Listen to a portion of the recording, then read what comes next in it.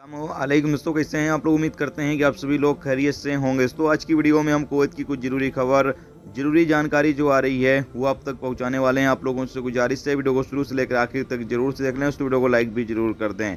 जो लाइक कर देते हैं तो हम दोस्तों का दिल से बहुत बहुत शुक्रिया। चलिए बढ़ते हैं अपडेट तरफ। पूरी क्या अपडेट आपको बताते हैं। सबसे पहली खबर बताया जा रहा है कि कुवैत में 2023 के दौरान कितने गैर मुल्कियों को डिपोर्ट किया गया है। तो एक आंकड़ा जारी करके बताया गया है कि 22,000 से ज़्यादा गैर मुल्कियों को कुवैत से 2023 के दौरान डिपोर्ट किया गया है। और बताया गया है कि पिछले सालों की तुलना में ये सबसे ज़्यादा 2023 में गैर मुल्कियों को कुवैत से डिपोर्ट किया गया है। याद रहे कि जिन लोगों को डिपोर्ट किया जाता है उनका फिंगर ब्लॉक कर दिया जाता है और दोबारा वो काम के सिलसिले में कुवैत नहीं आ सकते हैं। तो ये जो 42,000 प्रवासियों को कुवैत से डिपोर्ट किया गया है, ये दोबारा कुवैत काम के सिलसिले में नहीं आ सकते हैं। इसके साथ अगली अपडेट ये है कि कुवैत के अमीर शेख ने कुवैत के नए प्रधानमंत्री का ऐलान कर दिया है। बताया गया है कि कुवैत के नए प्रधानमंत्री शेख डॉक्टर मोहम्मद सबा अल सलेम को नियुक्त किया गया है और ये अब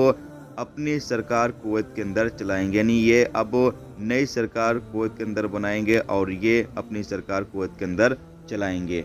इसके अलावा अगली अपडेट ये है कि कुवैत के सूबिया इलाके में एक कैंप में आग लगने से एक छोटे बच्चे की मौत हो जाती है, जबकि 2 डोमेस्टिक वर्कर घायल हो जाते हैं, जिनको इलाज के लिए हॉस्पिटल में भर्ती करा दिया गया है।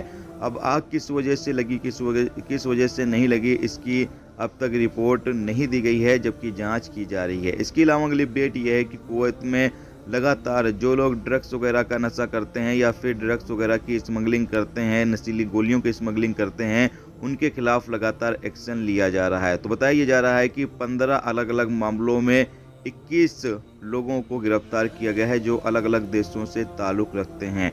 और बताया गया है कि इनके कब्जे से 14,000 नशीली गोलियां और चरस, अफीम और ड्रग्स वगैरह इनके कब्जे से जब्त किया गया है, जिसको ये कुवैत के अंदर बेचने की कोशिश कर रहे थे। इन लोगों को गिरफ्तार करने के बाद आगे अधिकारियों को सौंप दिया गया है, जहां आगे इनके खिलाफ कानूनी कार्रवाई की जाएगी। इसके अलावा अगली अपडेट ये है कि व्हाट्सएप पर एक नया फीचर ऐड किया जाने वाला है। बताया जा रहा है कि व्हाट्सएप पर जो नया फीचर आ रहा है, इससे होगा ये कि आप किसी को अपने मोबाइल फ़ोन में ऐड करना चाहते हैं, अपने व्हाट्सएप में ऐड करना चाहते हैं, तो आपको उसका यूज़र नेम लेना होगा। इसी तरीके से कोई बंदा आपको अपने व्हाट्सएप पर ऐड करना चाहता है तो वो आपका यूज़र नेम लेगा। यानी अभी नंबर से आपको एक दूसरे को ऐड करना पड़ता है। अगर हमको अपने व्हाट्सएप पर किसी को ऐड करना रहता है तो उसका नंबर अपने मोबाइल में सेव करेंगे, तभी वो हमारे व्हाट्सएप पर शो करेगा। लेकिन अब ये सर्विस समाप्त की जा रही है।